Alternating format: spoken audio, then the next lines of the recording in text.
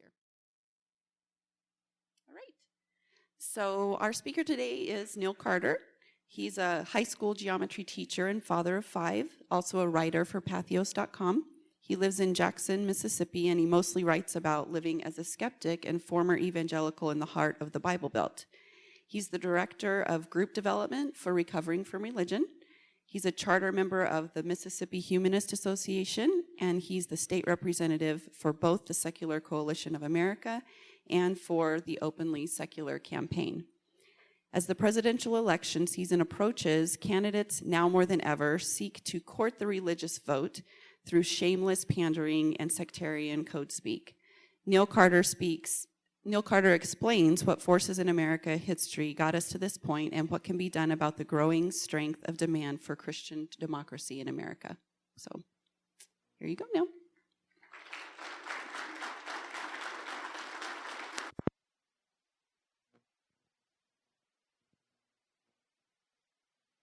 All right, is this working? Can y'all hear me in the back? All right, let me get set up. Just a second. So yes, I came a long way away. I live in Mississippi. And if anybody knows about Theocracy, it would be me.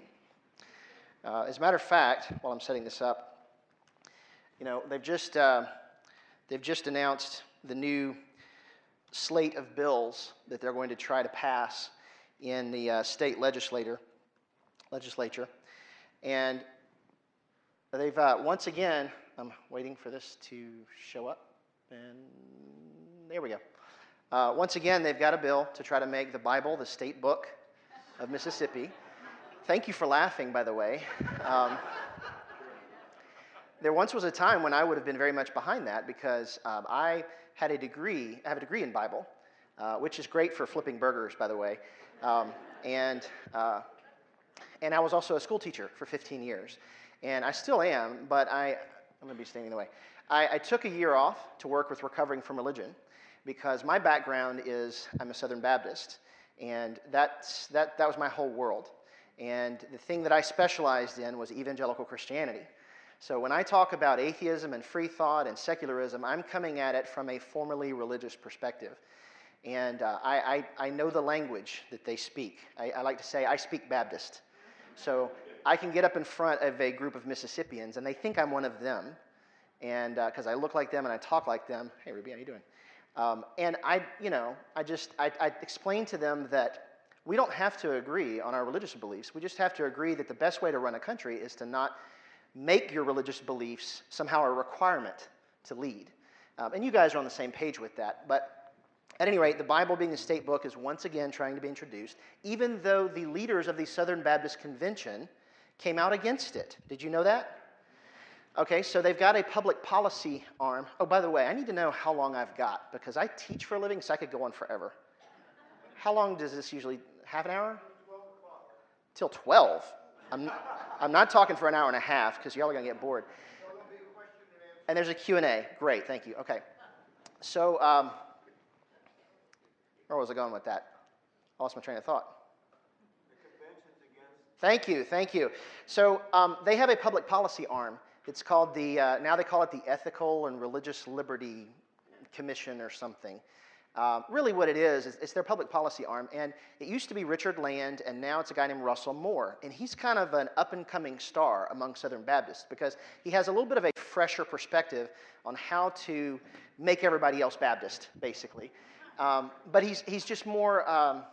He's more subtle about it, and he understands the concept of pluralism, which is a Baptist concept, right? Do you know that Baptists practically invented the concept of separation of church and state? Most of them have forgotten that, by the way. They forgot that because that's an easy thing to believe in when you're in the minority. But once you're in charge, you forget that concept, and it's real easy when you're the guy that's being left out. But Richard Land and Russell Moore both came out against the bill in Mississippi and in Tennessee, because they tried to do it there. They're trying to do it lots of places, but it's actually viable in the Deep South. And they said, the reason we don't like it is, number one, we like the idea of pluralism. They, at least on paper, agree with that idea. They also feel that the Bible should be a special book, and so by making it a state symbol, to them, that's like cheapening it, And they don't want it taught in the public school systems the way that it would be taught if they made it legally, because it would be a very dry and historical subject, and they want it to be more emotionally impactful. They only want it taught by their people, So they were against this concept. So it failed in Tennessee and it failed in Mississippi last year. They're trying it again this year. Also, they're introducing a new bill in Mississippi State Legislature to allow creationism to be taught in the classroom. Now, it's this again, we've done this every single year we have this. And the guy that wrote this particular bill submitted it to the Education Committee, and I contacted the chairman of the Education Committee in the state legislature and asked him, you're against this, right? You're not really going to let this see discussion. It doesn't need to go out of committee because it's going to be strongly opposed, certainly by the Mississippi atheist community, but even by other people who believe in pluralism, who are themselves religious. Come to find out, the guy who just recently was appointed chair of the Education Committee for Mississippi, he doesn't even have a college degree. He didn't finish college. He started out at Mississippi State University with a degree. He was pursuing a degree in agriculture. I think he went like a year or two, and then he quit. And he just got put in charge of the Education Committee to determine things like budgets, to determine all kinds of policy issues. That's not even the worst. You know what Texas did last year? Do you know that they appointed as head of their state board of education in Texas a woman who homeschooled? I don't mean she did for a little bit. I mean she never put her kids in the public school system, ever. And she is now in charge of the State Board of Education for Texas. These things are not accidental. These are not accidental. And I'm going to be talking about that as I go through this. And you probably are aware of this. But anyway, if anybody knows about theocracy, it's going to be me, living in Mississippi. So what is theocracy? Theocracy is a form of government in which a country is ruled by religious leaders. Technically, theocracy is supposed to mean the rule of God. But you can't actually have a God rule a country, can you? You can only have people rule a country. And even believers, even religious people, will often agree, once you press the issue, that no, they understand that the way God would rule is through people. It just has to be their people. So another way to define this is a country that is ruled by religious leaders. That's really what a theocracy is. It's really more of a churchocracy, an ecclesiocracy, or some other word that we can make up. But theocracy covers it. It means we want our religion to be king. And ironically, the people who beat that drum the most are the ones who are paranoid about somebody else's religion taking over. In North Carolina, they've got legislators who have already tried to pass a bill that says that Christianity is the official state religion. Again, I thought we settled that a long time ago. But that same state, North Carolina, also passed a bill that outlawed Sharia law in North Carolina. Do you know how many Muslims there are in North Carolina? Like 12, And they're worried about Sharia law being a real thing that would take over their country. I think the greatest concentration of Muslim population in America is in Dearborn or whatever, in Michigan. And it's not even like a quarter of their population in that one town. There's such a minuscule fraction of the American population, and we're petrified that they're going to put their laws in charge of everything. Meanwhile, we've got our own guys trying to put the Christian law in place. That's what theocracy really is. All right? It's a problem, and I want to explain why it's a problem. Okay? So many visceral reactions in this audience from these faces. All right, you know what? I'm going to start on this side and work my way back. Okay? This is Representative Braun. I forgot his first name. Tom Braun, maybe? I forget. It's been a couple of years since he made the news when I first put him in this. His thing was he got up in front of a church, and they do this in churches in the South. They have these events where they have like a hunting weekend. And it's a game night. And by game night, I don't mean they play Scrabble and Parcheesi. I mean they cook all kinds of things that they've killed out in the wild, because they're all hunters in Georgia. And they have a game night, and this is an effort to bring in hunters who ordinarily would never go to church. So you have this game night, wild game, where they cook all kinds of different things that they've caught and killed, and then they have a speaker come in. And he came in, and he said that the Big Bang and evolution are lies straight from the pit of hell. All right, well, that's bad, right? Yeah, but you know what? He was on the, I think, the chair of the science committee for the Georgia State Legislature. And he says the Big Bang and evolution were lies from the pit of hell. It's not a coincidence that he was in that position. Incidentally, he did not win re-election, if I remember correctly, or at least he's not in that position anymore, which is great. Sometimes we win. Mike Huckabee, I don't even, do I even have to say anything about, he was governor of the state of Arkansas. And, he's one of those guys that when he runs for office, he runs for pastor, like Rubio did most recently. This is Jim Inhofe, or however you say his name.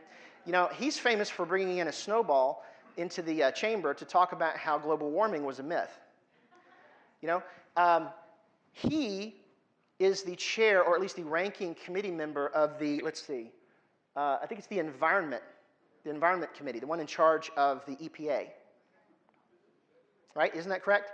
I think I've got that right. And then, of course, you've got this guy. It's hard not to laugh, isn't it? I know, I'm sorry. He's an odd guy, but he is the perfect example of what I'm talking about. His father is a Christian Reconstructionist. Have you ever heard of that phrase, Christian Reconstruction? Okay, let me tell you what that means. I went to seminary at a Presbyterian seminary. I grew up Baptist, but there was a Presbyterian seminary in town. And they're Calvinists, and they believe that, that the Bible should be basically in charge of everything. They are Dominionists. That's the other word, Dominionist. And Cruz's father, who's an evangelical pastor from Cuba originally, and then Canada, and I think he must live in Texas maybe now, but at any rate, he's a Dominionist. He believes that not just the New Testament, but the Old Testament should be applied to American civics and government directly. Now, obviously that presents problems because much of the Old Testament was written to deal with contextual things that are unique to their situation. Like there's verses in the Old Testament that tell you where to dig a hole to relieve yourself, and it had to be outside the camp. These are laws that are in the Old Testament, but it only made sense for their specific situation when they were wandering in the desert, which probably didn't happen at all, by the way. But at any rate, his father belongs to a strain of Christian Reconstruction that believes that the Old Testament should be brought to bear on America, and the legal categories of the Old Testament should be lifted out of the Old Testament and then applied to America and just recontextualized and updated, basically. So take, for example, what's the punishment in the Old Testament for homosexuality? Death. So he believes that should be applied to us today.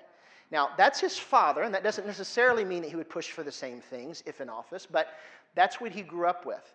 And he grew up with this mentality that he is a part of a calling of God, a responsibility and an anointing of God to take over the Christian government. Personally, I don't think he's going to win the nomination for the Republicans. I really don't. And the reason is they hate him in his party. They hate him. I don't know if you watched, but there was a bill that was being voted on a couple of years ago, and it was to sign off on a United Nations bill that would ensure benefits to disabled veterans, to people who returned home from war. It was basically an agreement between United Nations members to say, when our people come back from fighting, we're going to take care of them. The Republican Party shot that down. They voted against the bill. And the thing is, they wheeled Bob Dole in his wheelchair to this vote in order to be, a visual representation of the kind of man they were trying to honor by this bill. They voted against it. They voted it down, and he was the ringleader of the crew that did that. He also has done a lot of things that have earned him the displeasure of his own party, and they would rather have Donald Trump represent them. As much as they don't like him, they would rather have him than him, because this guy scares him. Donald Trump, and it's okay if I go off on politics once in a while, because it's one of the topics, right? Okay, good. I don't think Trump believes half the stuff he's saying.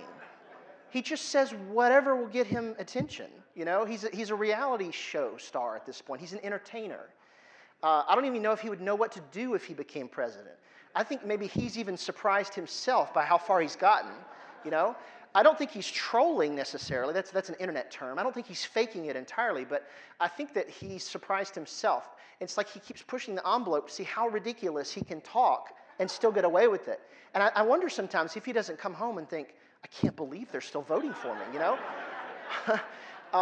But they would rather have him, who incidentally is probably a liberal in disguise. They would rather have him than have this guy. Because when he talks and says ridiculous things, he means exactly what he's saying. He grew up in a world that believes these things. And also, he is a person who does not believe in climate change. And he is in charge of the committee that oversees NASA. and the National Oceanic Administration, or whatever, NOAA. Okay, so these are not coincidences. This guy being in their positions of power, it's not by accident. This guy being on the science committee, it's not by accident. There's a conscious effort to bring their religious beliefs to bear on American government. And it's been a process that's been in place for decades. Decades. It started out very quietly, and it's just now beginning to bear fruit. So how did we get here?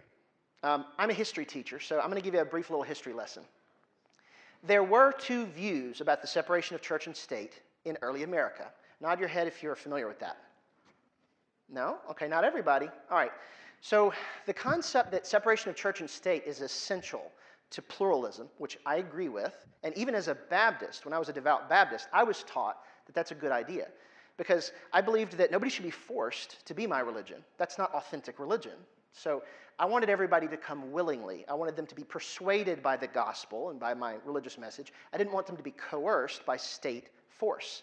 That was actually what people who came to America were trying to get away from. So that's why that won out. But not everybody in America wanted that. Some just wanted to start their own church and let that be the state church. They just didn't want the one that they used to have to be in charge. They wanted their own to be in charge. One of the best examples of that was Patrick Henry. Remember, give me liberty or give me death? Well, Patrick Henry's opinion was, is that me that's making that noise? Patrick Henry's philosophy was the Anglican church, which was his church, should be either the state church of the whole country, or there should at least be a bill that says you must belong to some state church, and your individual state could determine its own church affiliation. And then your taxes would be used as the tithe. They would be blended together. Like the state would exact from each person 10% of their income to give to the church of that state. Another alternative of his view was perhaps you could choose which church your tithe would go to, but it would be a state-mandated thing. You had to belong to a church. That was Patrick Henry's belief. And he was one of the leaders of the movement to try to make that the basis for American government. Not everybody wanted separation of church and state. So when you hear people today try to argue that America is a Christian nation, they're not 100% wrong, because there's two different ways they could be partially right. One is, if you're just going off of population, it is true that there are a majority of people who affiliate with that religion more so than anything else, although give us another 50 years, right? Seems that some things are changing. I've got a whole different talk about the rise of the nuns. Not N-U-N-E, but N-O-N-E-S. Anyway, but there also was a belief that Christianity was a better ideology for a democracy at that time. And there were people who wanted to blend those two things together. So if you want to go back and pull from those parts of history, like Patrick Henry, for example, it's there to pull from. And revisionists who would like to make that sound like it was the one that was supposed to be the original idea in America, they will find those documents and they'll find the speeches of those people and say, see, we're a Christian nation. It is there to pull from. It's just that it didn't win out. Thomas Jefferson saw the way the Baptists were handling things, and he said, this is a much better idea. Having a pluralistic public square means we shouldn't make one the official religion. And of course, I don't think he bought any of that stuff either. He was a smart guy. He knew not to say he was an atheist, but there were two views in early America. Now, there was a time, I don't want to go off on that yet. I want to hit one other thing. Have you ever heard of the Bible riots of Philadelphia? Okay, this is a fascinating story. In the city of brotherly love, there was a riot that broke out over which Bible should be read aloud to the school children at the beginning of each day. And in the late 1800s, there was the potato famine that brought over a ton of the Irish. Well, the year before the potato famine started, some of the Irish had already begun to come over. It must have been a bad year the year before. Some of them had already come over, and of course they brought with them their Catholicism. And along with their Catholicism, they brought their own Bibles. It had most of the same books in them, but there were a few other books that they didn't like. And they even had some study Bibles with study notes in them that had Catholic doctrine worked into them. So when they came over to Philadelphia, the school of the Philadelphia school system was reading from the Bible every morning at the beginning of the school day, because that was just religion has always played a major part in American life. Whether you are religious or not, you have to acknowledge that that's true. But they got in a fight over which Bible they should read from. The Irish came in, and they wanted to read from their Bible, and the Protestants wanted to read from their Bible. And so somebody complained about it, and they went to the superintendent, whatever he was called at the time, of Philadelphia schools, and he said, you know what, we probably just don't need to do a Bible reading since we can't agree on which Bible to read from. They lost their minds. They lost their minds. Because, you know, a lot of things are mixing together there. Let's be well-rounded about this. There was also a lot of xenophobia here. You know, we don't want these Irish coming in. You know, there were the people who were not Irish, and so there was a lot of, like, ethnic, you know, condescension going on too. But there was this religious problem too. And they thought that they were coming in to steal away their religious freedom. So they actually began fighting one another physically. They burned down houses. Several people died. Churches got burned down. On that, there was a 2 or 3 day time period where I think something like a dozen churches and maybe 20 or 30 houses were burned down, and another dozen people were killed in Philadelphia. They call it the Bible riots, because they were fighting over which Bible should be read from at the beginning of the day. Not whether or not there should be one, or Bible reading, but which one to read from. This is why we have separation of church and state, right? It's a great illustration of that. Okay, so in the late 1800s, there was a strong movement to get, you know, church and religion out of government. And I think that if you were to ask people in the late 1800s where they thought America was headed, do you think they could have ever envisioned a Ted Cruz or a Jerry Falwell or anything like that? I don't think they would have ever imagined it, because they thought that religion was on its way out. And every time you find yourself thinking, I think religion's going to die away in another generation, would you just pinch yourself? Because as much as you may want that, that's not how religion works. Religion is an ideology that can continue itself. It morphs and it changes and it evolves, just like organisms do. Every time one of them begins to die out, a new one comes back that accommodates its environment in a new way. It's ironic that the people who were pushing Darwinian evolution in the late 1800s thought that religion would die away in a generation. They talked that way. They thought that was going to happen. It's ironic because they failed to notice that religion can also evolve. And versions of it can come around that are able to propagate themselves in a new environment. They did not foresee the birth of fundamentalism. In the 1920s, there was a reaction to the creeping in of science and the changing of people's minds. Because, you know, for them, where did everything come from was one of the most powerful questions they could ask. And their answer was God. And the Darwinian revolution gave them a different answer. It said, well, a lot of the things that you attribute to miracles, we can actually see natural processes creating these things. And that made people really freak out. They could see their own religion becoming less persuasive in the public square. So as a reaction, they lurched in the other direction. They pushed against science rather than accommodating it.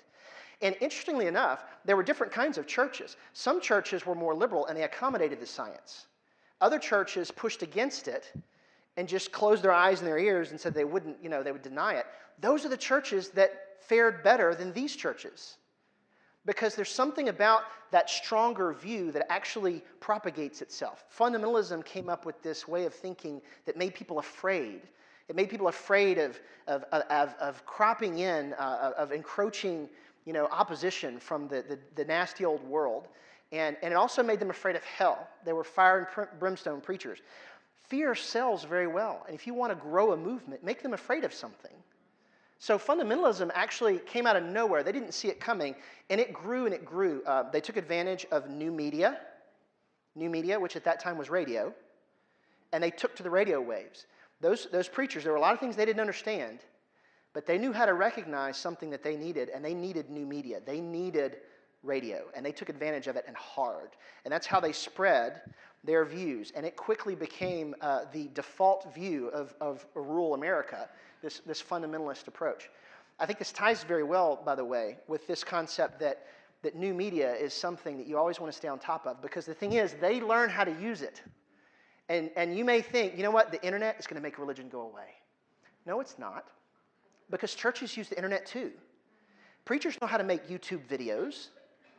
In fact, 50 years from now, I foresee more churches being an online presence than a physical location that you go to. I could easily see that 50 years from now, pastors will just create online content that people access from their homes, and they can give all of their money that way. They don't even have to go to the building. If you didn't have a building to have to pay for, think of how much more efficiently you could run your organization. You know, it's a streamlined way to live. So I foresee a lot of churches kind of moving to an online model. They take advantage of new media, and that's one of the reasons why they don't go away. They're very good at messaging, particularly in rural America, because rural America was more of an oral culture. They loved storytelling. Trust me, I'm from Mississippi. We love telling stories. And fundamentalism had that oral sort of orientation. They loved to tell good stories. And if it was a good enough story, it didn't matter if it really happened. You know? If it's a good story, you're going to keep telling it. That's actually how I got involved in genealogy research. I started finding out, both my grandmothers told me, one grandmother was a Jackson and one grandmother was a Lee. And they both told me that they were related to a famous Jackson, like Andrew Jackson and Robert E. Lee. And I started looking back. It turns out none of that was true. You know? But that was a good story. They had stories to go with it, so they kept telling their stories. All right? We have to have good stories as well. They could not have foreseen the 1950s and the way that the rise of communism would give us something else to be afraid of. Do you know why Billy Graham got to be so popular? Do you know about what William Randolph Hearst did? Okay.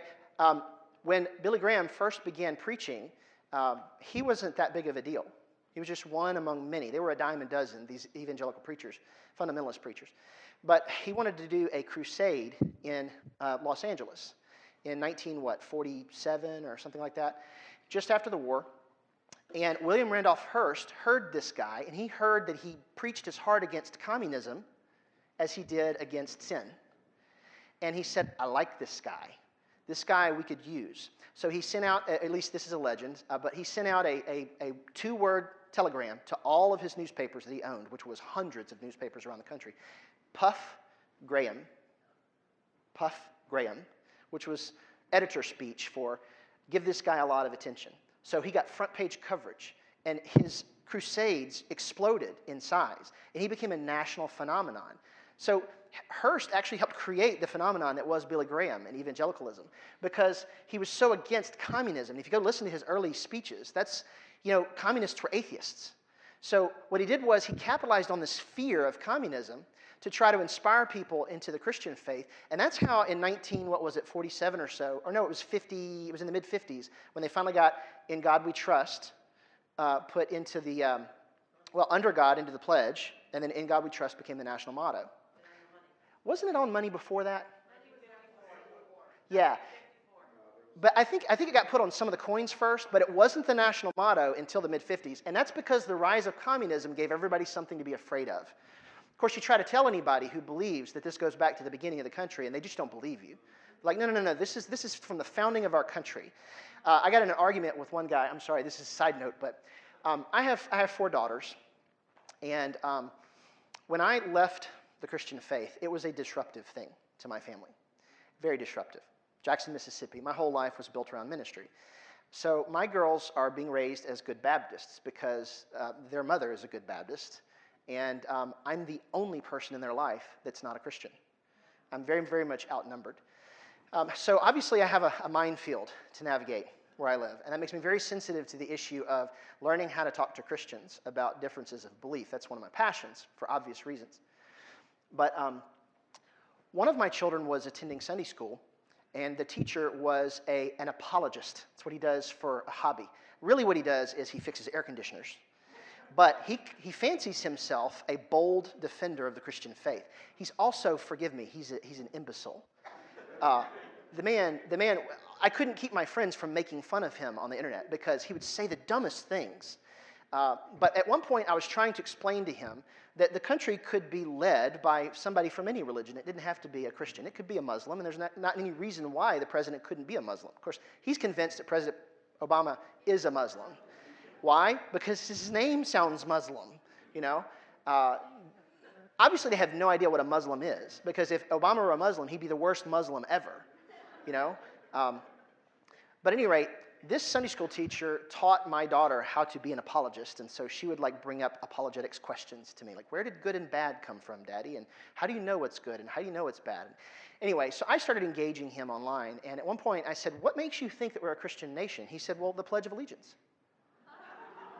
And I was like, okay, well, first of all, you know, we didn't have a pledge at the beginning of our country, and the pledge doesn't even say anything about Christianity. You know? Anyway, that's the level of sophistication that I was getting from him. That's actually not that uncommon, though, from folks. Then the 70s happened, and the moral majority happened. Are you familiar with the name Paul Weyrich? Okay, so in each of these movements, there's often the front guy, but then there's the money behind the front guy, okay? There's the organizers. And Paul Weyrich was the organizer. He was the money behind all of this. He tried several things in the 60s to unite evangelicals and Catholics, and it just wouldn't work. Remember, during the time of Kennedy, the Baptists and the Catholics were very much at each other's throats, and they were very nervous about having a Catholic be in charge of the country. Okay? So one of the first things Kennedy had to do was he had to go to the Baptists. He had to go to Texas, and he actually addressed a conference full of Houston Baptist ministers, and he gave a famous speech at which he said, trust me, the separation between church and state needs to be absolute. And he assured them that he would not be answering to the Pope as the President of the United States. He assured them that there was a bold line between those two things. He had to do that in order to get past the Baptists. Weyrich was trying to unite Baptists, evangelicals, and Catholics, and he couldn't figure out a way to do it. Catholics had their own things they were big into. Birth control, for example, all forms of birth control, not just abortion, but all birth control. Baptists weren't into that kind of stuff. And when Roe v. Wade happened, do you know that the earliest Baptist ministers at that time were not against Roe v. Wade? The leader of the Baptist convention at the time was a guy named W.A. Criswell, pastor of First Baptist in Dallas. And he said, I don't see anything wrong with the bill. He said, when I look at the Bible, it appears that the child, the baby, does not have an identity of its own until it becomes a viable separate person from the mother. That was his viewpoint. He said, I don't see anything in the Bible that says anything else. Now, Baptists quickly changed their mind, but part of the reason they changed it was for an indirect reason, okay? During that time, Weyrich was trying to find things that would unite Baptists and Catholics, and he found one, and it wasn't abortion. Do you know what it was? It was segregation. That's right. See, what happened was the Catholics had their own schools, and they had their own rules, and they didn't want the IRS telling them how to run their schools. Evangelicals began wanting to start their own schools as well, because they didn't want the black people coming into their schools. Because in evangelicalism, blacks and whites were utterly separate, you know? Racism is just woven into Southern evangelicalism just very, very closely, whether they agree with it or not. So Bob Jones University had segregationist policies. You could not admit a student to Bob Jones University who was in an interracial relationship. Well, in the early 70s, the IRS finally said, you know what? You cannot claim to be a nonprofit organization or whatever. You can't claim religious exemption and then still get this tax exemption for your status, as long as you are enforcing policies that are against the Civil Rights Act and all the other things that we have in place. So they panicked, both Bob Jones University and all the other evangelical schools that had begun to try to not have to give in to segregation. Weyrich got them all together, and he said, you know what we can do? We can unite and fight against this. And that was how the coalition began that eventually became the moral majority. It was actually because of segregation that they got started. And over time, as they got unified, some of the interests of Catholics bled over into the Baptists, and the Baptists adopted the whole abortion question as their own. They didn't take the whole thing. They didn't take birth control. They didn't have any issue with that. They just didn't like abortion. Of course, now if you try to explain to an evangelical that Baptists were not always this strongly against abortion, they don't believe you. But it's true. You can go look up the history. And then, of course, there was the Southern strategy. And this is what happened when, after the passing of the Civil Rights Act in 1964, Southerners vacated the Democratic Party instantly, because the one thing they cared about most of all was keeping the black people out of their schools and out of their restaurants and out of their hotels and whatever else they had as a business. So when the Democrats passed the legislation, the southern states went from being Democratic to being Republican almost overnight. And ever since then, they voted Republican constantly. The Solid South used to mean they were all Democrats. Now Solid South means they're all Republicans. So what they did was, Nixon and some of his strategists said, what we're going to do is we're going to play into the issues of Southerners in order to win their trust. And over time, this racial, what we call dog whistle language, began to be worked into. Well, sometimes it was blatantly anti-integration. But nowadays, it's kind of more of a subtle thing. Dog whistle language is where you don't really come out and say what you're thinking. You just use code words. And the other people in the room that feel the same way you do about things, they pick up on those words. You know, that's called dog whistle language. Crazy thing about Trump is he doesn't even use dog whistle language. He just comes out and says what he's thinking, and everybody else is still using dog whistle language. And they're like, shh, you're not supposed to say it out loud, you know? That's the big thing. But the Southern strategy worked, and the Republicans won the South as solidly as they could. But what that means is all of the Southern quirks then worked their way into the Republican Party, so that now there's this blending of Republicans and evangelicals into this single thing. And the political interests of the Republicans became the political interests of the Baptists, and vice versa. And it's frustrating people like Russell Moore, who's trying to separate those two things, because the thing is, their numbers are dwindling. And they want to try to reach out to a broader audience, but they can't, because all that racism is so woven into who they are as a people. And it's woven into the Republican Party as well. The way they have spoken about President Obama the entire time he's been in office is disgusting. All politics aside, no one should be as disrespectful towards another human being as they have been, not just towards Obama, but his whole family. They speak about him like he's less than human. That's because there's nothing within their political views that would necessarily dehumanize the man. That's racism, and it's there because of the Southern strategy. It's because of the way that the political process and the religious environment were blended into one thing. What we're seeing right now, though, is it's beginning to fracture. Why? Because there's no one clear evangelical Christian candidate. Stranger still, the most evangelical candidate that we've got on the bill right now that's got any success is Cruz, and he's not winning among evangelicals. Evangelicals are starting to support Trump. Isn't that weird? And it's making evangelicals pull their hair out, because the more academic ones are saying this doesn't make sense, this is inconsistent. Why aren't they supporting Cruz? They've underestimated how deeply some of these other things are woven into their own ideology. Some of this racism, some of this xenophobia. I'm sorry, I didn't mean to get off this much on politics, but this is kind of fascinating to me, if you don't mind me continuing on this. When Obama won the second time, the Republican Party asked for a postpartum report. Are you familiar with that? They asked for a postpartum report to figure out what happened. Postpartum sounds really, postmortem, not postpartum. That's a totally different word. That's my flub for today. They asked for a postmortem, which is very morbid sounding, but they lost the election. And what the people came back with was, you're going to have to appeal better to a broader audience. You're losing among minorities. You're losing among women. You're losing among Latinos and blacks. So you've got to somehow re-message, not change your policies, of course, but re-message. Say the same old stuff, but make it appealing to a different group of people. That was their philosophy.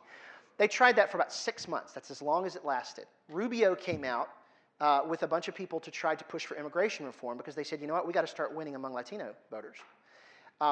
It failed miserably. Like, they barely even got it off the ground. So then they had like meetings to try to teach Republican senators and congressmen how to reach out to black people. And there was like this major convention center that seats like 10,000 people, and a reporter sat in the back and took a picture of the event, and there were like 30 people in the whole room sitting in the front. That's how many people from the Republican Party at that major national meeting came to hear about this, because they just didn't care. They knew their constituents didn't care. Their constituents were going to vote for them regardless of whether or not they were remessaging to minorities or to women or whatever. So a new report came out halfway through 2013 that said, maybe there's another approach. Maybe the problem isn't that we need to reach out more to Latinos and blacks and women. Maybe we just need to get the white vote out better. Because there's all these white people that won't go vote. They're sitting at home and they've not been energized by any of the electoral process. So they called it the missing white voter. They said there's enough missing white voters that stay home on election day that if they could be gotten out with more force, you wouldn't even have to reach out to Latinos or to blacks or to women. You would actually win off the old male white vote, basically. So the question is, how do we appeal to those people? And they tried a bunch of different things and nothing was working, because they couldn't change their policies on immigration, because that would have alienated their constituency. They tried a bunch of different things and none of them were working. Then Trump came along. And Trump tapped into what I call the Archie Bunker vote. He realized that if you scratch that xenophobic itch that people have, it's going to energize them, and it worked. And the Republican Party, I remember watching the talking heads. All they play where I live is Fox News. That's all they play. They don't play anything else. They play it at the gym, they play it at the doctor's offices. Everywhere you go, it's just Fox News. You can try to change it, they'll just change it back. The talking heads on Fox News could not understand why he was winning.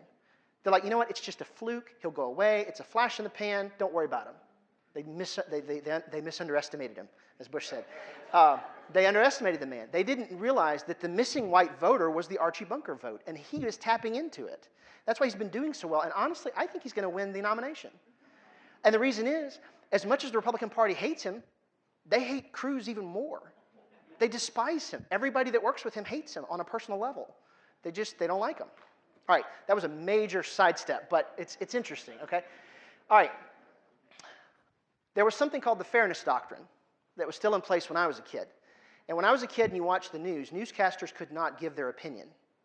You remember that time? That was a wonderful time. You had to try to be balanced in the way you presented the news. There was an informal doctrine called the Fairness Doctrine that was being enforced even at the government level through the FCC rules. As a part of the deregulation of the 70s and 80s, they took that away, and as a result, partisan media arose. The idea that you could just blatantly pander to one party or another. Not to mention the fact corporate conglomerate media became more and more of a thing, so they realized that rather than trying to give the news as accurately as possible, a better business model is to tell people what they want to hear. That will give us more ad revenue, and that will increase our bottom line. You know what the most accurate reporting I could find anywhere in the country was last year? Al Jazeera America was actually the most unbiased news. And what happened to them? They folded because the guy at the top said, I guess we just didn't have a good business model. Meaning, in this market, you have to tell people what they want. They've become accustomed to hearing people say the stuff that they like to hear. And I think possibly the internet and a number of other things may have something to do with that because we build what we call echo chambers around ourselves, where we surround ourselves with people that think the same way we are, that we do. And we're guilty of this as well. I'm very frustrated by the concept of an echo chamber, mostly because I don't want to be in one myself. I try to keep people around me who think differently from me to challenge me. That's what being a free thinker means.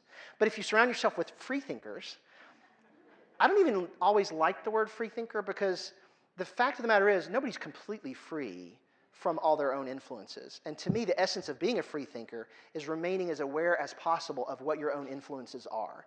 You have to realize you're not completely free. You belong to a community. You have a history. You have biases of your own. And that's why I love that phrase, know thyself. To me, that means know your own influences so that you can check your own bias as much as possible. But partisan media arose, and this was a perfect storm for that. And it's allowed people to become more extreme in their views. And you can say things that have no basis in reality at all. But if everybody on your network is saying the same thing, people believe it. It must be true. You know, Benghazi should never have been a big thing. I mean, it's terrible that we had people killed at that embassy, but that's been happening for decades. And it was actually the Republican Party that kept cutting funding for those outposts that probably had something to do with the lack of security there. You know? But they had, what, like 8 hearings to try to find something that they did wrong, and they weren't able to find anything. But they're going to keep on hitting it. They did not see Bernie Sanders coming, by the way, at all. So they've been working for like 4 years to try to build a narrative against Hillary, all that Benghazi stuff. They had no clue that Bernie Sanders was going to happen. So I don't think they know what to do about him. All right. More things have been happening. There was a homeschool movement that started in the 70s and 80s. And this wasn't just an effort to get out of whatever a low standard of education in public schools. It was a religious movement, primarily, because they didn't want their kids being taught all that godless stuff about evolution, you know. And so in the homeschool movement, unfortunately today, free thinkers that try to start homeschooling, they find that most of the resources that are available, certainly where I live, they're all ultra-religious.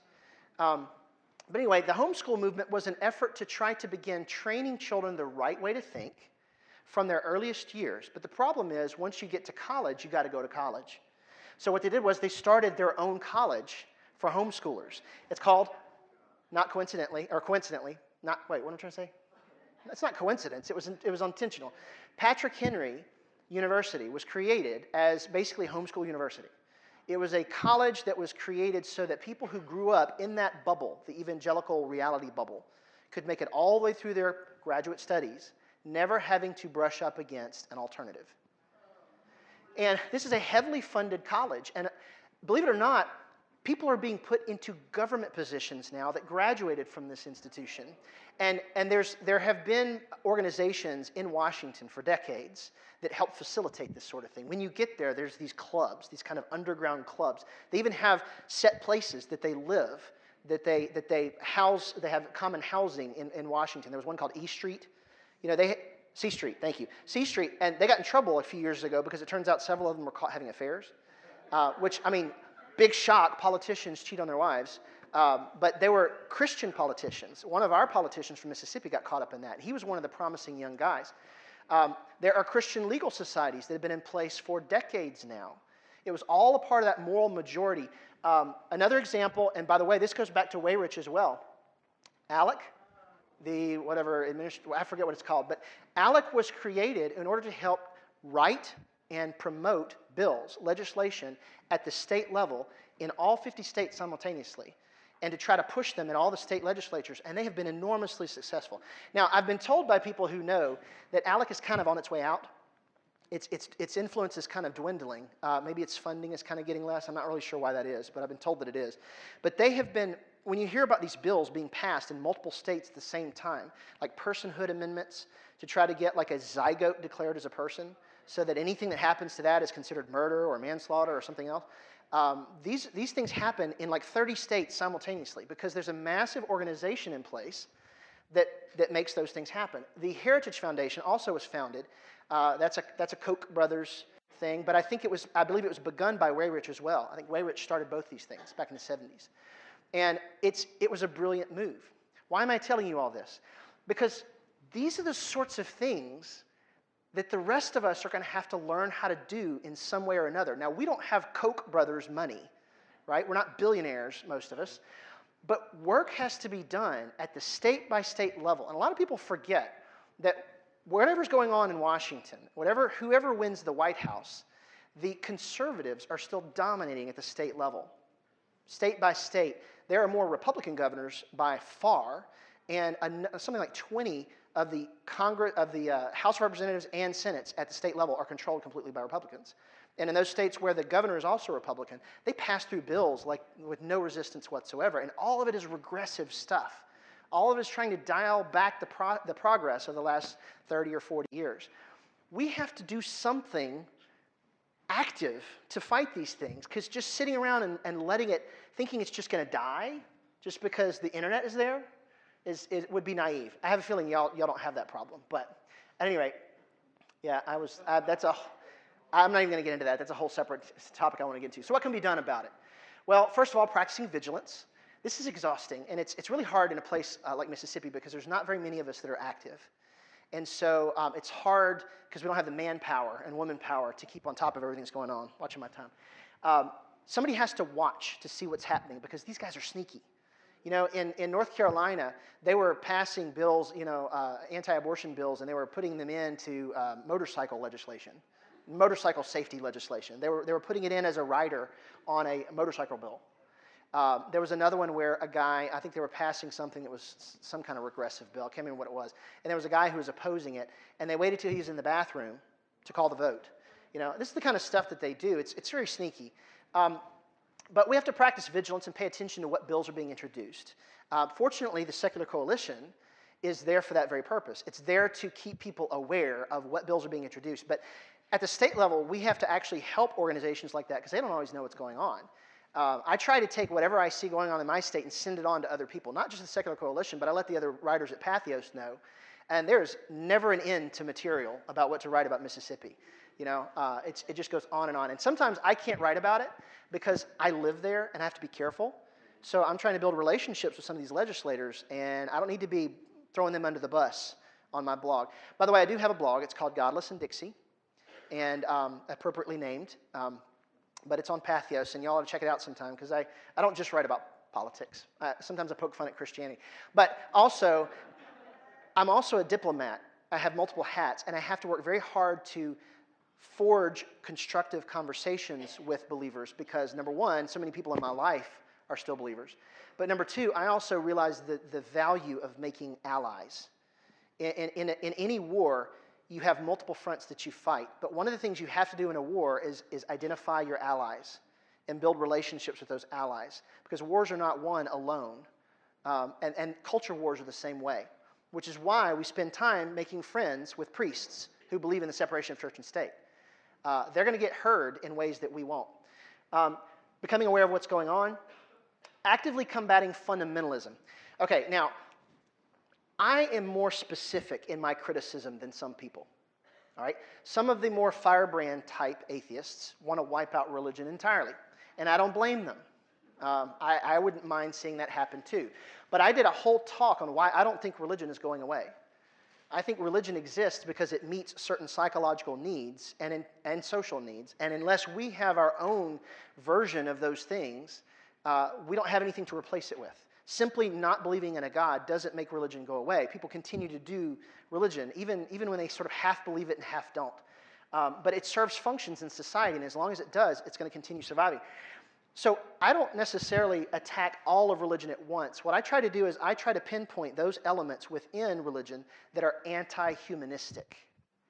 I battle anti-humanism. I battle those elements within any religion that look down on humanity for being humanity, that take things that are not bad and call them bad, that make people feel terrible about who they are, that try to control people. Those are the things that I look for. And granted, those elements they go all the way to the roots of some religions, and I agree with that. But sometimes what you can do is identify and isolate those elements that are the most destructive, like fundamentalism. And you can get some Christians on your side and make them realize, you know what, I don't like fundamentalism either. And they will side with you. Take, for example, this thing about evolution being kept out of classrooms and bringing creationism in. That's something that you can find allies among religious people, because not all religious people believe in creationism. Some of them have finally accommodated science and realized that you can't push against that. I think 50 years from now, even Baptists will accept evolution. They're going to have to, or they're going to die away. They're going to look ridiculous. They're going to look like the flat earthers. But they'll just morph. They already are. All right. Science education, obviously focusing on promoting science as much as possible. My girls, for example, I don't directly address religious issues with them because I don't want them to become scared of me. I'm the only atheist in their life. And they're being told that atheists are nasty, mean people who have no morals. And so one of the first things I do is try to explain to Christians that that's not the case. But with my girls, I don't talk about the things that we directly disagree about because I don't want them to see me as this other, this thing that they have to hold at a distance. So I come at things from an indirect approach. I was sitting one night watching the debate between Bill Nye and Ken Ham on my laptop. Incidentally, I loved that he did that. A lot of people didn't think he should have even done that because they felt that it legitimized Ken Ham. Personally, I felt like it needed to be called out because I think ignoring fundamentalism doesn't make it go away. I think it's actually better to draw attention to it so more people can go, you know what, that's actually stupid. I've never actually heard that said out loud. But anyway, so I was watching that, and my third daughter walked through, and she said, oh, there's Bill Nye. What are they talking about? And I said, they're debating evolution and creationism. She said, well, which side is Bill Nye on? Because she knows Bill Nye. I mean, Bill Nye, the science guy. I said, well, obviously he's on the side of evolution. And she just shrugged, and she said, oh, that's too bad. And then she started to walk off, and I said, wait, come back. So we started talking about this, and, you know, I mean, in her public school classroom, they probably just avoid the subject because the teachers are all afraid that the parents are going to complain if they start talking about evolution. I got in trouble for that once. I was teaching history, and boy, I have a whole other story I could tell about that later. But I had parents start calling and threatening to sue the school because as a history teacher, I said that human civilization went back further than 10,000 years. And a woman threatened to sue the school for, get this, failing to separate church and state. So I was like, what? And I went home and thought about it, and I realized she is in a church that teaches that evolution is a religious belief. So by me teaching common ancestry, I was trying to get a religion into school. And that was, of course, that's a crooked way of approaching the subject. I don't think the woman even realized how crooked it was. But at any rate, so I sat my daughter down, and we watched every episode of Cosmos from start to finish, and she loved it. She ate it up. And the thing is, by the end of that series, she thawed on the issue of evolution. She's like, yeah, okay, that actually makes sense. I don't think I totally changed her mind, but she saw a fantastic presentation of science education done at the top quality level. So putting attention into that is definitely one way to do it, but of course it doesn't make religion go away. It won't. The new versions of religion will just accommodate evolution and find some other way. The biggest problem they've got is Adam and Eve. You know, they want to believe evolution because they're tired of fighting it, but their Bible tells them that there was an actual literal couple, and they don't know how to get around that. So some of them just say, well, maybe we evolved from, apes, and then eventually Adam and Eve were just two of them that God took out and started, his new thing with those two people. But you can't narrow the human race down to anything lower than about 10,000 people or ancestors. So that's eventually going to have to die. Listen to the Duns. I distinguish between the nuns and the Duns.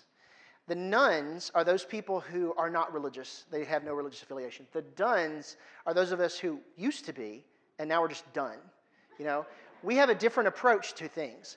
We are non-religious, but we also have got a more sort of visceral approach to it because we used to be a part of it. And like I said, I speak Baptist. So the way that I approach the issue of religion is going to be different from the way somebody approaches it who has never been religious. And I've sat down and I've had conversations with people. Some of them are very high-profile spokesmen. And I've tried to explain to them why my approach is different.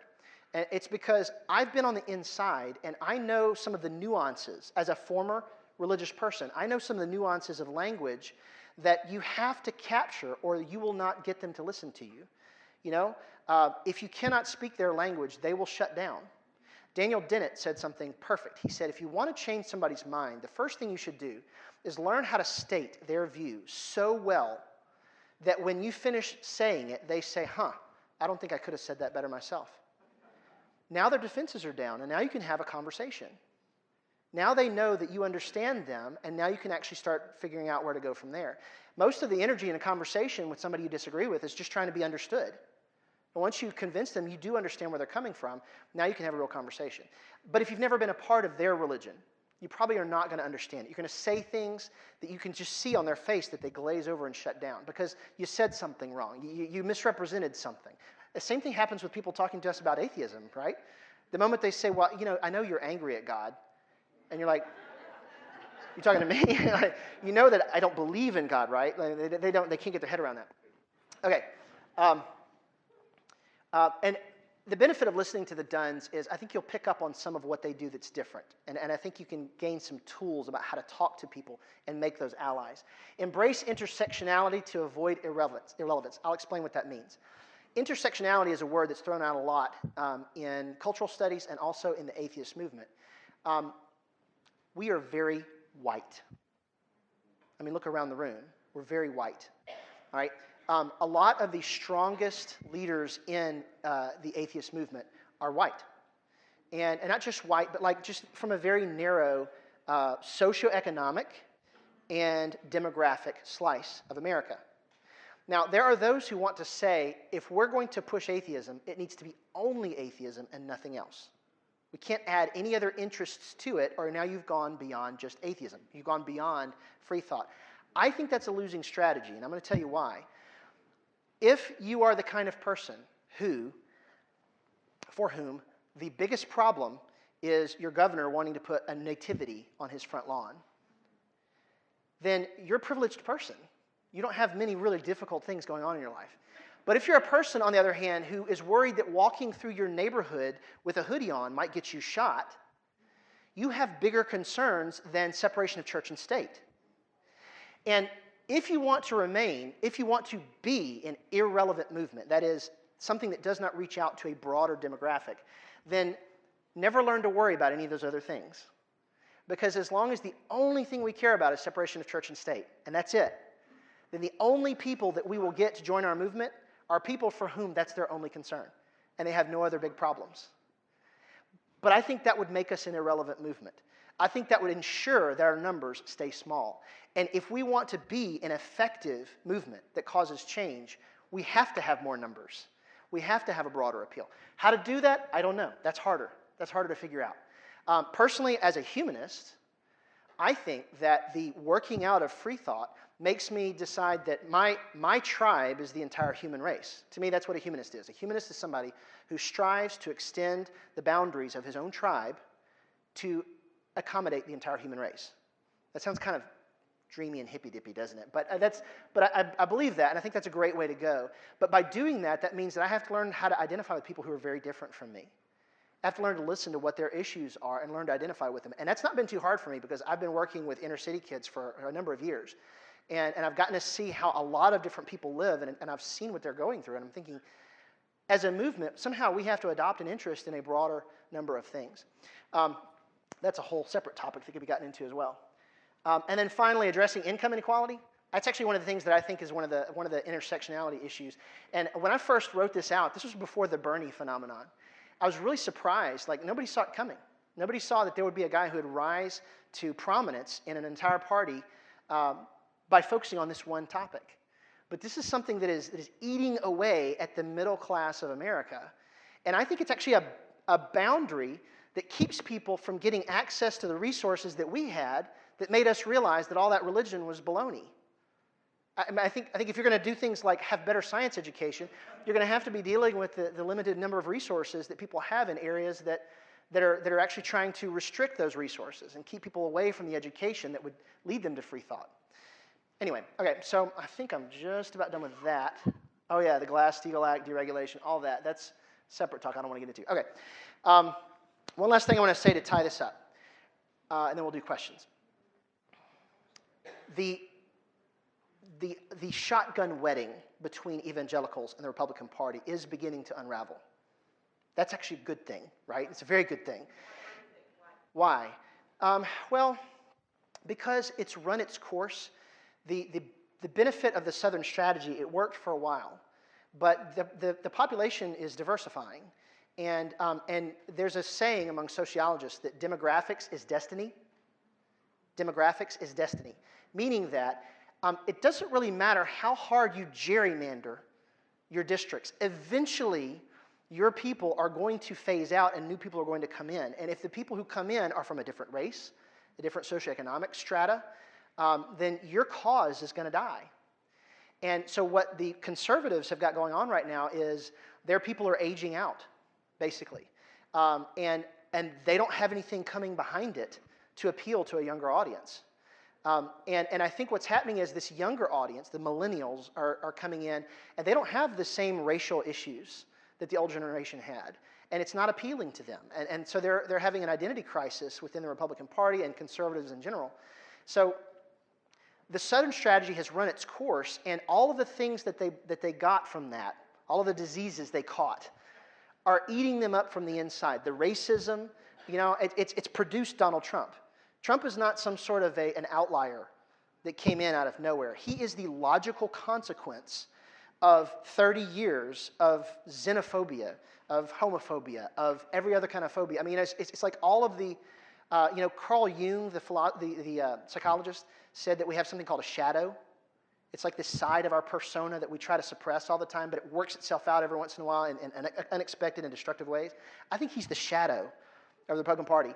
He's like the personification of all the worst things of their party come to haunt them, And so what it's doing is it's making people pick sides. And you got people like Ted Cruz, who's just not doing a very good job of it. And I think part of it is because evangelicals themselves are diversifying. You got people like Russell Moore, who is trying to make evangelicals care about Latinos. He's actually trying to get evangelicals, Baptists, to adopt an interest in immigration reform. It's not going very well, by the way. But he's trying very hard, because you can't keep harping on the gay marriage thing. That battle's been lost. They've got to pick new battles, and so they're doing their best to do that. And they're trying to diversify, and as a result, it means there's destabilization. So I guess it's the beginning of the question and answer. Do we need to just transition to that? Okay, let's give Neil a big hand here. Oh, thank you.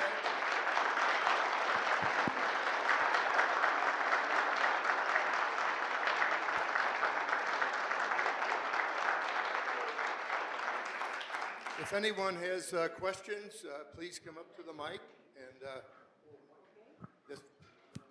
I'm first? Okay, I'll be first. Okay. You mentioned need to have organizations that are vigilant. You didn't mention the Center for Science Education, which is a national organization. Yes, that's a good one. It's fought all kinds of silly stuff, especially in the South. Yes. And in It's a good one. Maryland at one time, in that, they were in on the trial. Yeah. And there's also, and I can't think of the name, there's a group of scientists that are also heavy into this. So you have two great organizations you could join to really give this some what do I want to call it, impetus, because they are willing to fight. Yes, and the NCSE, I believe, was the one that brought the issue that I just mentioned about working creationism back into the classroom. They were the ones that got the word out on that. So that's a good example. Yes. Are we alternating? We have no mic, but let me ask you Oh. a question. Steve, can you hear me loud? I'll repeat it for everybody. Oh, okay, here it is working. In a recent article I read, it talked about freshmen coming into college where they talk about how they're more secular humanist and maybe they're even the seniors or the older people Yeah. in school. Any thoughts on what's causing that? Why? Or is it just because they've been beat into this religious thing so bad that they're tired of it? Yes, to some degree. I think that the reason religion survives is because it develops a narrative that finds traction with its own context. But when that context fades away, because society is always changing, they've got to come up with a new narrative. They've got to come up with new things to be about. And we're in one of those transitional moments. And because we're in a transitional moment, those kids are growing up, and those kids, they see church as an irrelevant thing to their life. The things that they hear in their churches are either irrelevant to them or repulsive to them because they're hearing racism, they're hearing other things, they're hearing anti-science, so they don't identify with those churches. But there's actually a long tradition of kids dropping out of church during that time frame and then coming back again the moment they start having kids. And so I think that as much as we talk about the nuns, I think that some of what we're seeing there is kind of something that's always there. The difference is that the national conversation has changed and it's become more acceptable thanks to the work of these organizations like the FFRF and the Openly Secular Campaign and the Dawkins Foundation. All the work that's been done has legitimized saying that you're not a Christian. And so people are more openly identifying that way. I do think that there is an element to which the presence of the internet does increase free thought.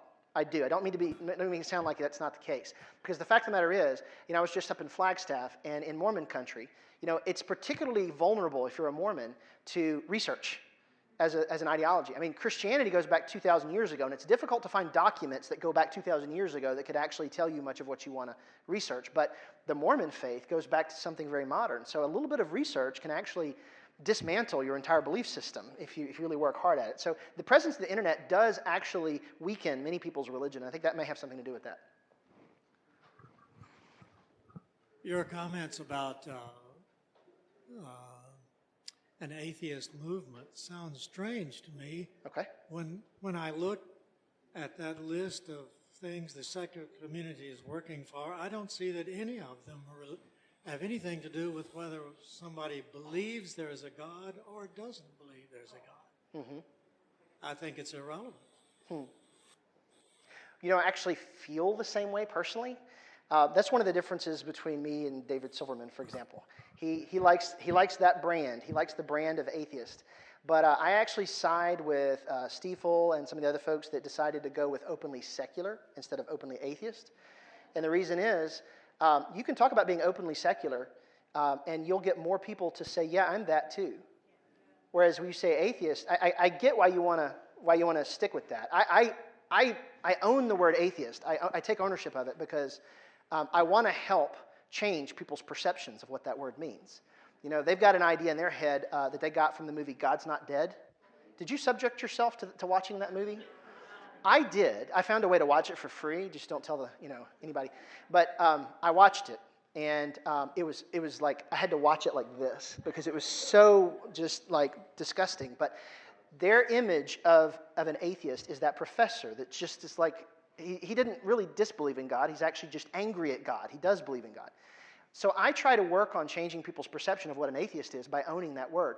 But I do think that in terms of looking for allies in the world, including among religious people, the word openly secular actually works. And the Openly Secular Campaign actually got a president of a Baptist seminary to do a video saying that he agrees with the campaign, the Openly Secular Campaign. He was in North Carolina, and he said, "I agree with the mission of Openly Secular because I believe in the separation of church and state as a good Baptist." Yes? Two things. You were an example of a remarkable transition. I was just wondering, how did it happen? I mean, did you watch Cosmos yourself? And the other thing is Bill Nye. I've also seen that debate. And the thing I noticed about Bill Nye was at punctuated intervals, he would say, he'd look out at the audience and he would say, you know, if you give science teaching up, we're going to lose to other countries. Yes. And I think that's the thing that really made That was a great strategy, and I agree. That is something that a lot of people can agree with. Back when we were scared to death of the commies, we wanted to fund education and science because that was the only way to beat them. Now we don't have the commies anymore. So instead, all of our money goes into national security because we're worried about ISIS. You know, like how many people in America have actually been killed by ISIS in our country? None. I mean, actual ISIS coming here, that doesn't even happen. But they've made this into this thing to be afraid of, and it's part of what fuels their party. But to answer your question about the deconversion, for me, it just started with introspection. I actually was not helped by most of the books that I came across because most of the books, there are obviously some exceptions, but most of the books came from people who had not been religious themselves. And I needed more books like that actually talked about deconverting from the faith from the perspective of a believer. And when people write a book about religion and they use the language of an outsider, people can tell. And if you're on the inside, that difference of vocabulary is a triggering thing, and you shut off. You don't really get anything out of it. So I tried reading Hitchens and Dawkins and Harris, and it just didn't do anything for me. When I was curious, I just had to think through things for myself. And the more I introspected, the more I realized that my religion was something I had to keep alive in my own head. And I started realizing how these mind games that I would play with myself, like my prayer life became more and more nebulous. Over time, you learn how to pray for things that you're pretty sure are going to happen anyway. With the exception of a few things that you can make happen. That's the kind of game you play with yourself. And I started noticing I was doing that. That's what kind of started me down that road. Yes. You were raised in Mississippi? Yes. So what happened to your southern accent? I do have one, don't I? It goes away depending on where I am. After 2 or 3 drinks, it's gonna come out. But it just depends. Yes. You were talking about Bill Nye. My friend Marvin and I just watched his National Geographic program that came out about climate change. Mm-hmm. Bill Nye was saying around 2050 will be the point of no return. And Guy McPherson, another guy on there, said 2030. My question is, do you think there'll be a ramp up of religious fervor and belief heading into these, I suppose, times of disaster? Oh, absolutely. I mean, I have a whole talk about why religion isn't going away. That's what I actually did up in Flagstaff. There's a number of reasons.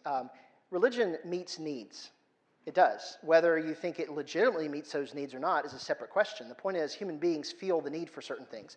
They need ethical and moral guidance, and religion was a framework that provided that, albeit imperfectly. It provides social cohesion, which incidentally is why we have groups and we have meetings, because we know that we need that as human beings.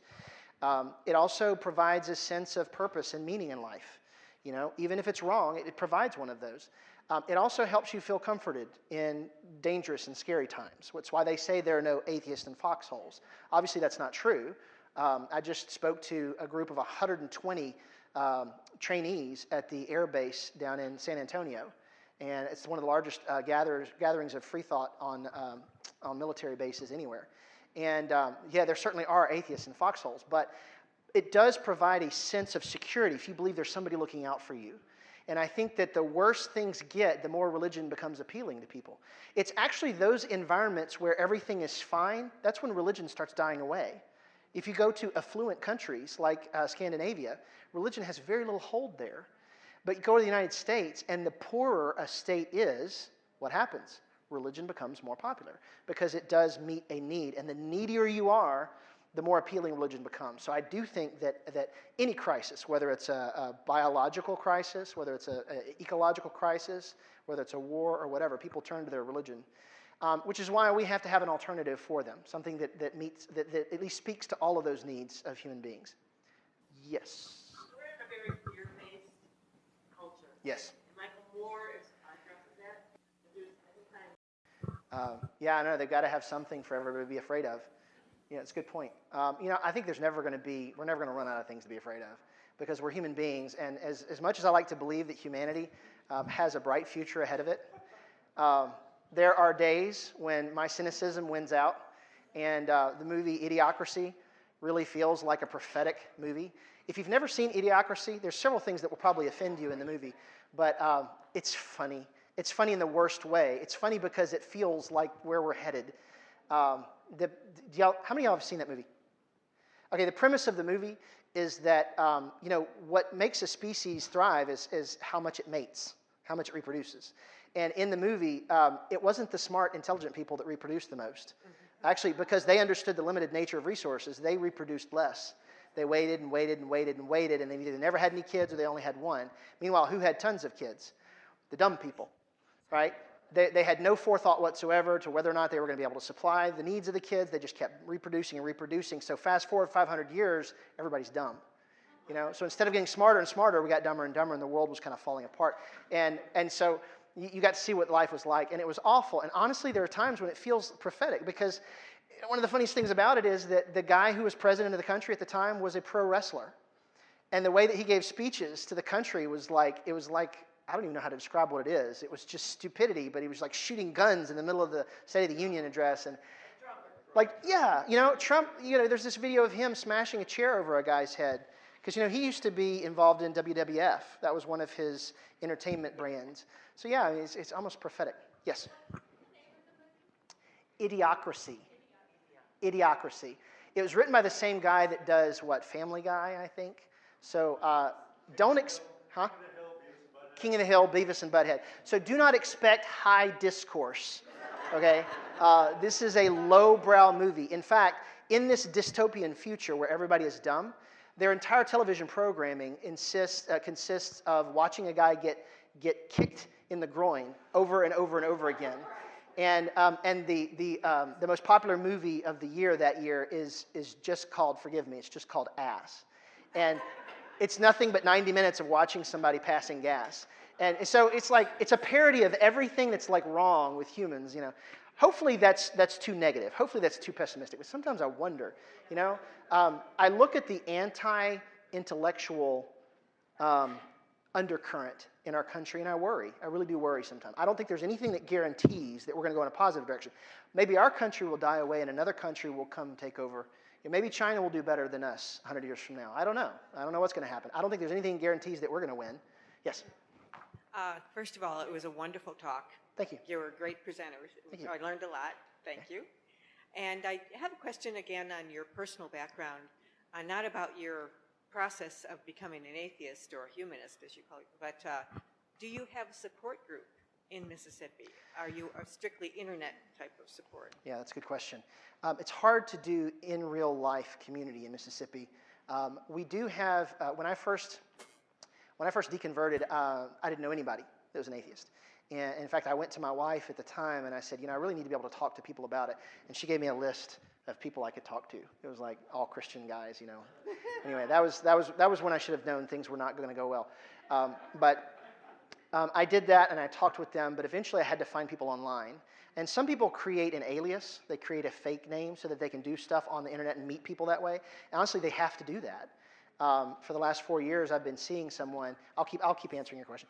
For the last 4 years, I've been seeing someone who has done that. She lives almost entirely online using an alias because she didn't want her family to find out that she was an atheist because she was afraid that they would be devastated and they might even cut her off, from the family. When they found out, that is exactly what they did, by the way, and they found out because of me. We started dating, and she was very closeted. We use that term. We borrow the gay community language. We were closeted. And there were only about 80 or 90 people in our Facebook group, and it's a secret Facebook group, so nobody can see who's in it but the people who are in it. How do you even find that? That's difficult. There has to be an open organization for that to even happen. So I think somebody put a meetup site, and the beauty of a meetup site is that it's public. Anybody that gets online and tries to Google atheists in and then put a locale, if there's a meetup, that'll come up. And there's kind of a firewall of privacy there whereby the people who belong to the meetup don't have to be public. So we had that, and that was a doorway to get to the Facebook group. And the Facebook group, you can really talk freely, and it's secret. So there were 90 people at the time, and that was 4 years ago. Now we've got 600 Mississippi atheists, all of them in Mississippi, and most of them are closeted. Like we've got a recently retired neurologist who would not come out of the closet about his atheism because he'd lose his practice. In Mississippi, if you come out as an atheist, you're going to lose your practice. I was discovered by somebody else as an atheist by accident. I had liked a page on Facebook. I had liked it, clicked like. That can be seen by other people unless you intentionally change your settings so they can't see it. So I did that while I was teaching, and one of the students was stalking me on Facebook. And she and her sister both, it's actually their mother that was doing that, but they were watching.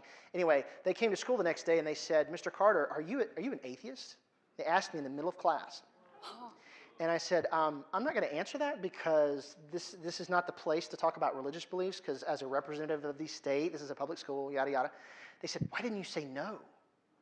Because all the other teachers in Mississippi will say yes, 2 or 3 weeks later, I had my principal start coming to my class to observe me way more than anybody else. She started taking over my lessons and teaching for me when we got to like the history of Israel, for example. Then finally one day, the day after the election, she came in. 2 weeks before the election, we predicted 50 out of 50 states correctly in my class because we studied how the electoral college process worked, and it wasn't that difficult in 2012 to predict which states Obama was going to get. The only one we weren't sure about was Florida.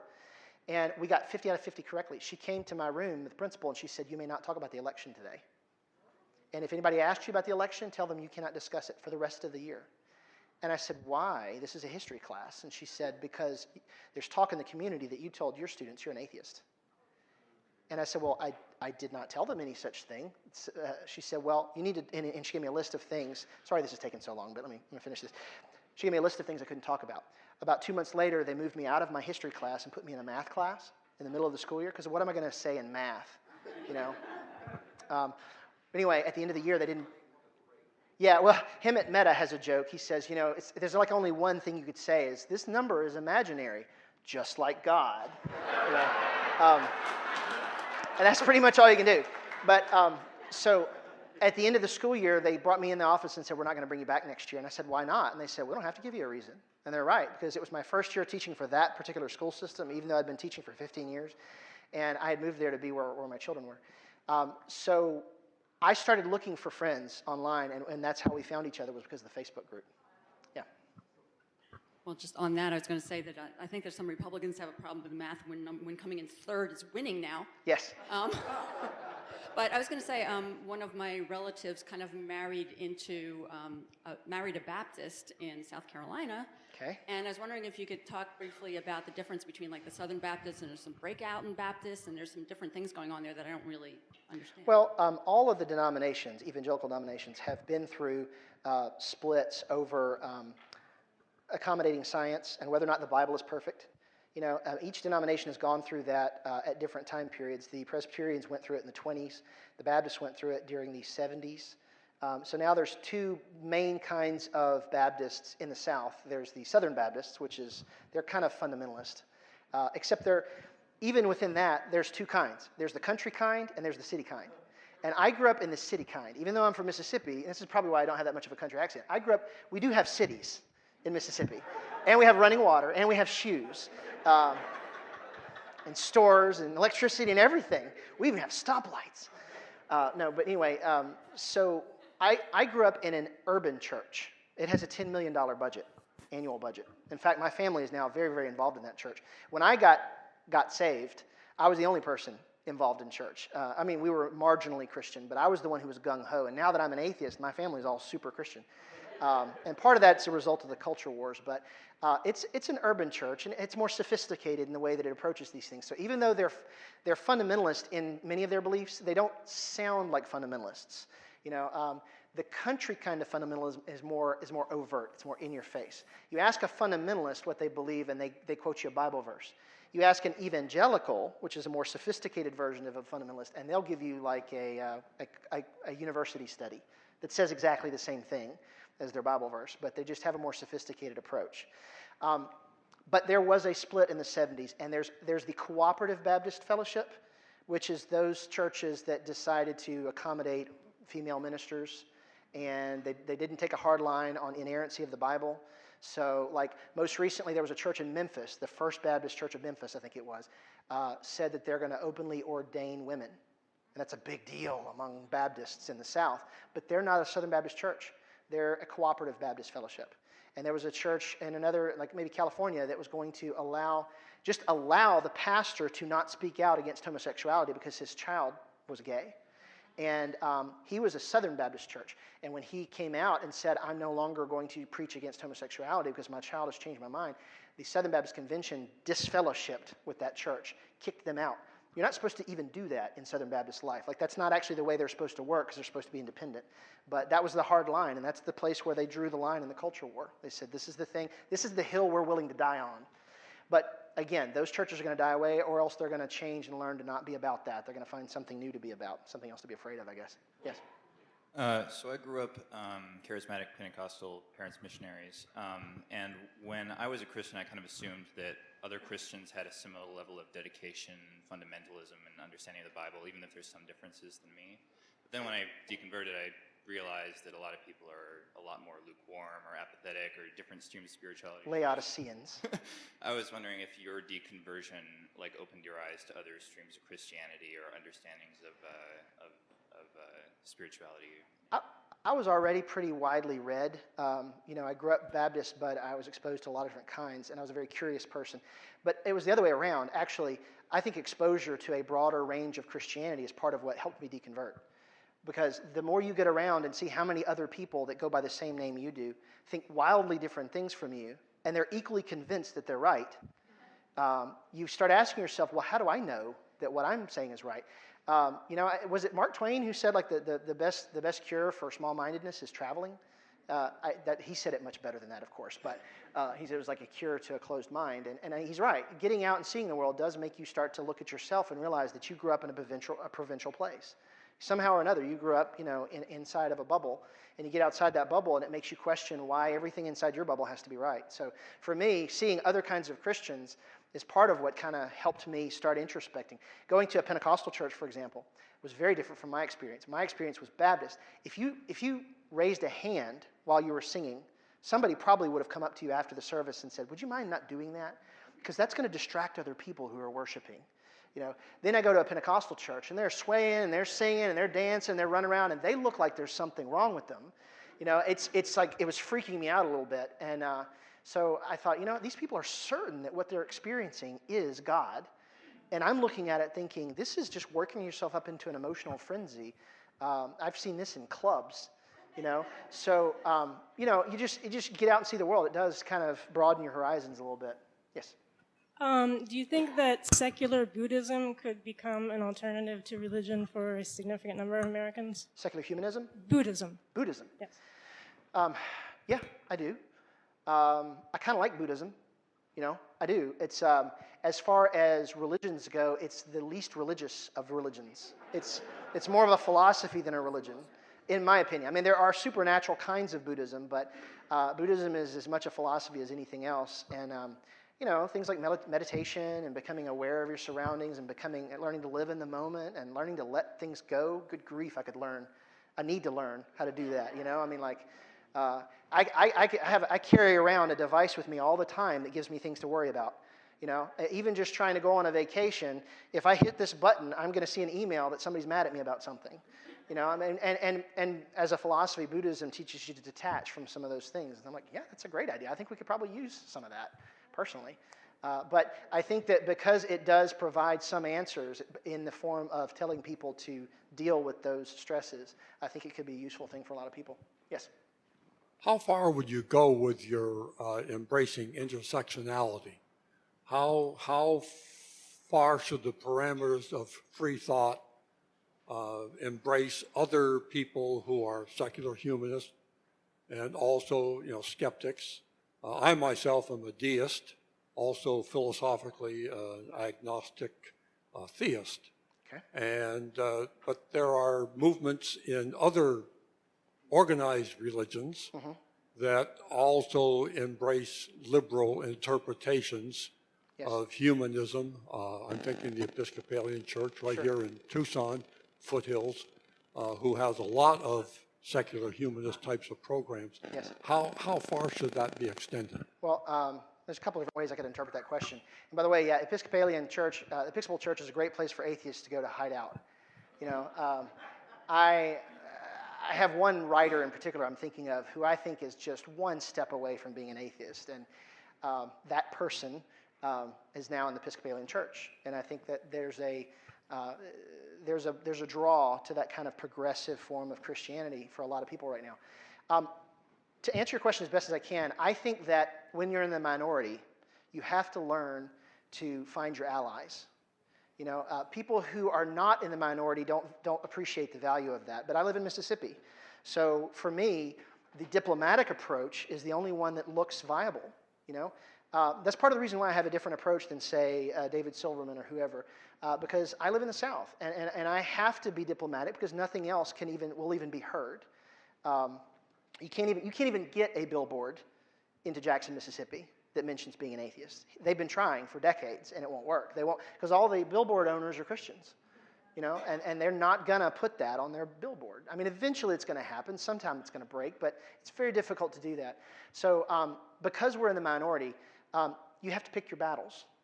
You know, and for me, those battles are going to be the bigger things, like separation of church and state and that sort of thing. And if I find people who are religious but still feel the same way I do about that, I'm going to embrace them, you know, like crazy. I'm going to do my best to build relationships with them.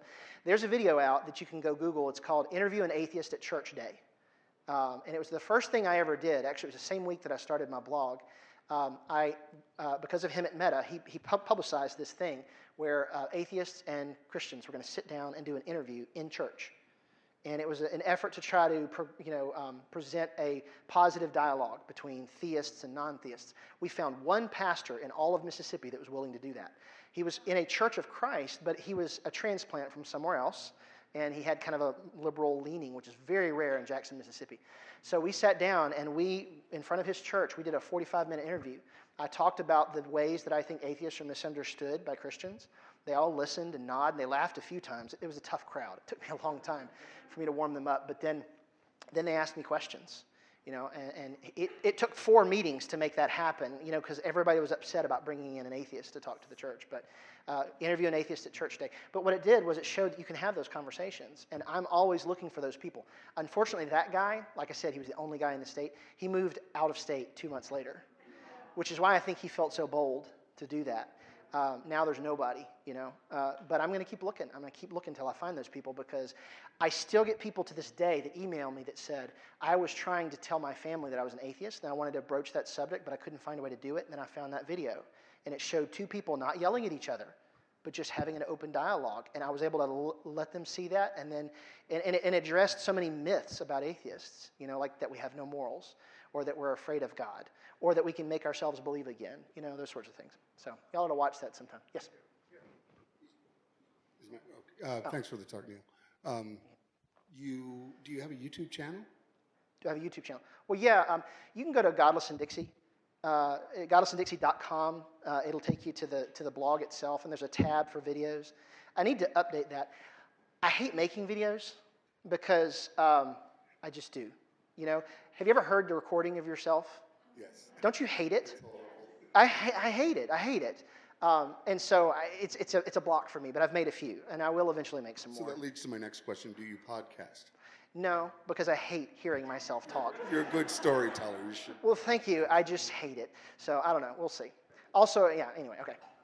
Well, I grew up in Texas in the country Southern Baptist Church. I'm sorry. My question, you sort of answered, but how do you deal with the real sense of loss when you leave your religion and the sense of alienation that you feel? I mean, what I have done is I have moved. Relocated. Across the country. But even now, there's a real sense of loss, I feel. And that's the thing I struggle with. Yeah. Is that because you've left your culture. You did. And all those needs that the religion was meeting, you've now jettisoned that, which means that at some level those needs are not being met. I spend a lot of time talking to former Christians online. I've been working with Recovering from Religion now for a few months. I'm doing some work for them, helping get some of their groups organized that are new groups. And I've still got some more work to do to finish that. But it puts me in touch with a lot of former believers, and they're dealing with that all the time. They're dealing with the loss of their faith. I wrote a blog post one time about how the movie Toy Story illustrates what it's like to lose your faith. Have any of y'all ever seen the movie Toy Story? It's an animated movie. It's by Pixar, and I love Pixar movies. And I could give like whole messages just with nothing but Pixar illustrations because I have 4 daughters and we love Pixar. But in Toy Story, there's a character named Buzz Lightyear, and he's a toy, but he doesn't think he's a toy. He thinks he's an intergalactic elite space ranger because he's been programmed to think that. He's even got a backstory programmed in. He believes he went to an academy and became trained to be an elite space ranger. Then people tell him, but you're just a toy. And he gets mad at them. He said, no, I'm not. You know, he's got this enemy that he's fighting. He's got this, you know, he's in this cosmic battle of good versus evil. Does that sound familiar? But then he discovers one day, he's watching commercials, and he sees another Buzz Lightyear. And he realizes, wait a minute. He starts looking at his arm, and he realizes that it's all just stickers. It's not really buttons, you know, and he can't really fly. So he goes through depression. That's his first response. When he finally sinks in that he's not an intergalactic space ranger, and he doesn't have this grand narrative that he's a part of, he's actually just a toy, he becomes depressed. And before you know it, he's like sitting there drinking tea with this little girl, and he's pretending like he's Mrs. Nesbitt. It's a funny moment. But what does he do? He finally figures out that by making new friends, he's able to find another purpose. And it's a purpose that's still fulfilling. And he has a role that he can play, and it gives meaning to his day. And so there's a transitional point, but I think it largely has to do with connecting with other people, because we're a human species. We're a social species. And what got me through it was I had people who depended on me. I had little girls that looked up to me and needed things. I couldn't fall apart because there were people who needed me. And I think that actually helped me get through things. And actually the hardest part of my transition was that I lost primary custody of them in this process. And that, to this day, is the most painful part of it. But it does help to connect with other people, and you do it online, and you do it in real life. If it's only online, it's not quite enough. It helps, but you need to have people who can come over and give you a hug. You know, you need to have people who can help you when you're sick, and your kids need to be able to play with other kids, you know. Yes? Yeah, we have a group here. Lisa Lawrence heads up the Recovering from Religion group. Ruby does now, Ruby and does she now. walked out. Okay. So there is a local group that Yes. you can work with, and I think. What? I don't know if it's changed in the last 2 months, but I know I went with Ruby to sit with her at a supposed meeting with that because nobody ever shows up. Really? And she and I sat there by ourselves, and she said she was going to change the venue, but no one's coming to her. Well, what we need to do is work on getting the word out. One of the things we're doing with Recovering is we've created a map that shows where all the groups are. And that's going to be something that when you go to the main website, you see the map, and it's interactive. And it's like an embedded Google map, and it's got all the dots for where the groups are. You click on it, it'll give you the contact information. And if there's a website, it'll give you the link to the website, too. We're going to be pushing that really hard. And that's one of the best ways people find these groups is they get online, and they look it up. It's not word of mouth. It's usually by finding it online. So you're right. We're going to need to work on promoting it. Yes. Thank you very much for coming to speak to us today. I have a couple questions.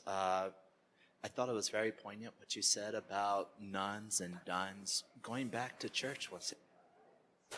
My wife and I are just now going through the divorce from the church phase just in the past month or so, and we have 2 very young daughters, and our entire support structure is highly, highly religious.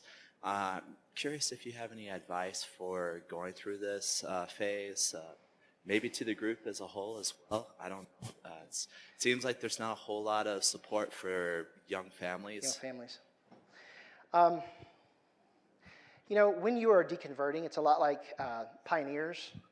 You know, if you ever read the Little House on the Prairie books, you know that it was a hard kind of life. And a lot of them chose that. They wanted that because of the opportunities it presented. But many of us, we didn't choose being where we are. You know, we just kind of fell into it.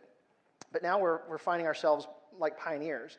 We're kind of isolated from the world and starting things over by ourselves, and we're having to learn how to provide functions within our own family that used to be met by the church. Now, my disadvantage in answering that question is I have not been allowed to do that because my children have a support network. It's the Baptist Church. And it's me that didn't have it. But I have a lot of other friends who have that same problem. And through the relationship that I've been in the last four years, she has a son who I claim as my own as well at this point. And he's a little bit different. He has Asperger's and ADHD and a bunch of other things. So he doesn't blend well with other kids that well. But he does have friends that he plays with from school, and we work on doing that. And the free thought community is still very, very young.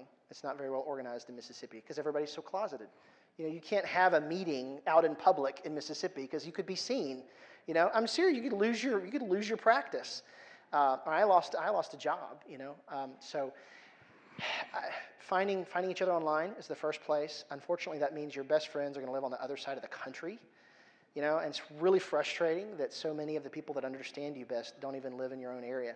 But you have people to start with, and it's a matter of trying to find the people who are younger and have small kids, and it just takes time. And unfortunately, like pioneers, the people who are on the vanguard, you know, the people that are out front, they're going to be the ones who are the loneliest. But there are resources online, you know. I would just keep hunting. What's the best stuff for kids? You want to answer that? You're coming up because it's time. We'll do it anyway.